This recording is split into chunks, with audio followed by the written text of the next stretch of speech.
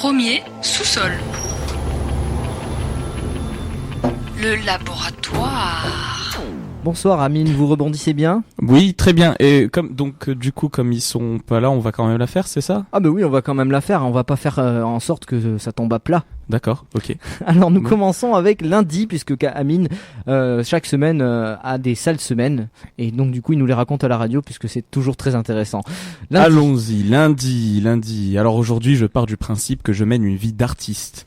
Une vie d'artiste, une vie très libre, une vie sympa, une vie où on ne gagne pas beaucoup d'argent, quoi. Une vie où, voilà, on manque de thunes, on n'a pas grand-chose à manger, une vie où on n'a rien à boire, une vie aussi austère que celle d'un étudiant, une vie où c'est la putain de déj, quoi.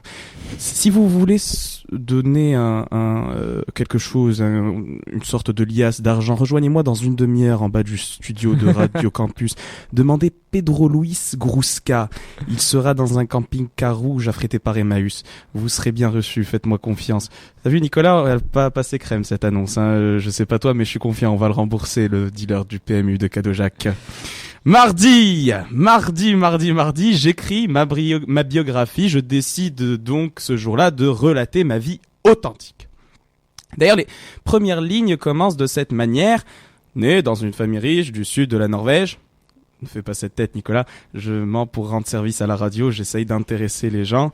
Et en changeant mon état civil, on gagne des dizaines d'auditeurs. Alors, j'étais celui, donc je reprends. Né dans une famille riche du sud de la Norvège, j'étais celui que sa mère attendait et que son père n'attendait pas.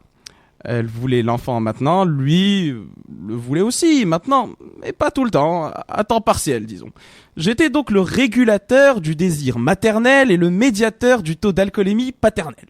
Encouragé par ces deux emplois, alors naître avec 2 CDD, sans avoir déposé un seul CV, c'est quand même assez rare de voir ça en France, Nicolas, es-tu d'accord ? Ah oui, tout à fait. C'est normal, je suis né en Norvège. Ah, bah oui, encouragé par mon emploi du temps, déjà chargé, je décide de démissionner. Alors bon, ça suffit, plus besoin de ces emplois à la con, je décide de devenir artiste. Alors évidemment, la Norvège n'étant pas un excellent tremplin artistique, surtout quand on ne parle pas le norvégien, je décide de partir en France pour exhiber mes talents artistiques et littéraires.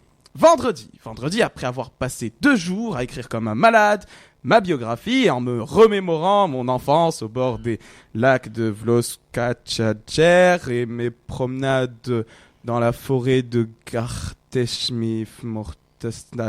Alors ça c'est en Yougoslavie, hein. Il y a une erreur sur la destination. Je pense que j'aurais dû dire que j'étais tunisien. Il fallait que je rencontre quelqu'un qui me tire vers le haut finalement, quelqu'un qui me pousse vers le haut. Alors évidemment, si j'avais su, je serais allé au festival Ritournelle, mais comme ils sont pas là, excellente transition, merci beaucoup, je suis parti du principe que si on veut réussir, il fallait savoir qui étaient ceux qui avaient réussi avant nous. C'est-à-dire que c'est comme quand on veut être président, faut connaître ceux qui l'ont été avant. Je décide donc de faire confiance au grand peuple de France et de relater mon classement des livres les plus lus par les Français. Je lis donc coup sur coup, merci pour ce moment de Trierweiler et le suicide français d'Éric Zemmour.